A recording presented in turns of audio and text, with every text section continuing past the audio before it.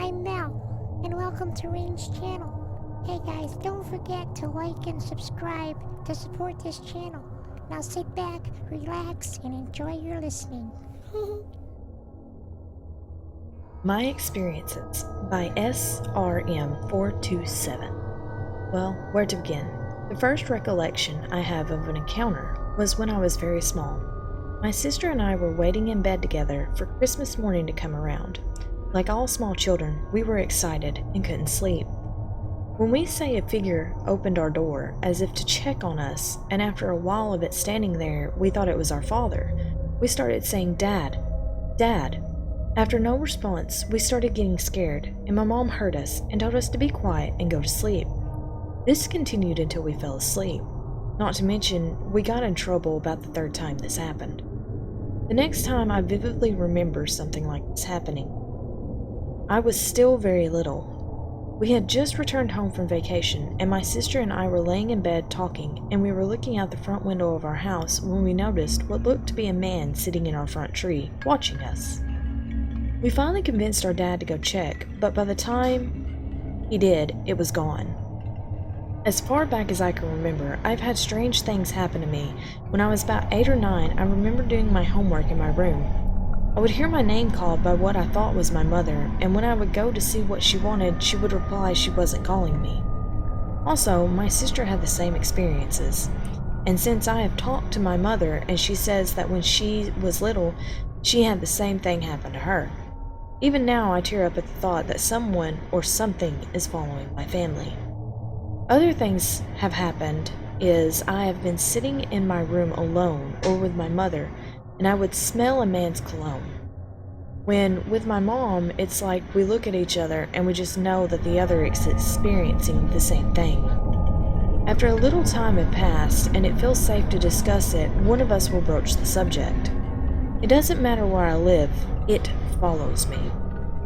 I have been married twice, and my first husband didn't believe in ghosts. That's until he lived with me for a while.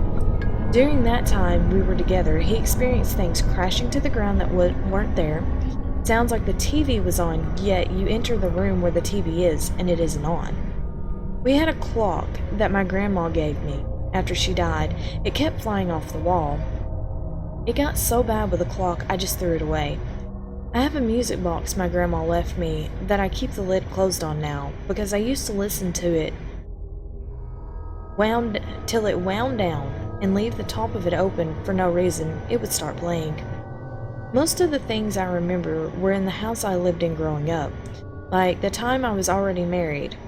We lived in an apartment, so we decided to go out to my dad's to have a small get-together, myself, my husband, a friend, and her husband. They also had a small child. We were out there for quite a while when we got to talking about ghosts and all the experiences in the house, and in other places. Cassie was getting upset because her husband was saying things like, "Come on, ghost, let's see you." Cassie was very superstitious, or religious, I don't know which played a bigger part. Anyway, she was telling David to stop egging on the ghost. All the while, her son was playing all over the place behind me. I'm listening to all this when I get tapped on the lower back. I was sitting in a bar stool. Thinking it was Tyler tapping me, their son, I turned around to say something to him. To this day, I don't know what it was because when I turned around, he was some 25 feet away from me, and there was no way he could have toddled that far in an instant it took me to turn around. We also have pictures of Christmas morning in my house where the TV is not allowed on, and in this picture, in the background, in the TV, there's a picture of a little girl, and the TV wasn't on in any of the other pictures on the roll of the film. My stories could go on, like the time in my second marriage my husband and I had decided to have frozen pizzas for supper. I had just taken them out and set them on an electric stove that wasn't on. We began to talk about what had happened during our days at work. As the conversation went on, all of a sudden a flame of at least a foot high came off of one of the pizzas. We checked for heat. There was none. Don't ask me. That's still the most confusing of all the things I've seen. If you would like more stories, I've got plenty from beyond the grave. Just reply and I will send more. The Ghost in My Room by A83 Me too. I have been a believer of the paranormal since I was very young, but it was only when I got older that I actually began to experience the paranormal in a full-blown way. When I was 17, my family and I were living in Calgary, AB, Canada. We lived in a relatively new house in a nice neighborhood, so the suspicion of ghosts did not necessarily cross my mind. We haven't been living there for long, though, when strange things began to happen. One day, when my brother was alone in the house, he heard someone calling my name. It was coming from upstairs, and it was a female voice, so my brother automatically thought it was my mother. After about 5 minutes of this calling, he remembered that he was the only one home. I was just coming up the street when the door to my house flew open and out came my brother, running full speed. I caught up to him and convinced him to go back into the house, and together we searched the top floor, but there was nothing. The windows were closed, ruling out the possibility of someone's voice carrying through the neighborhood. This made me nervous, mainly because the voice was calling for me and no one else. But I put it out of my mind and continued with my life. Then life took another scary twist.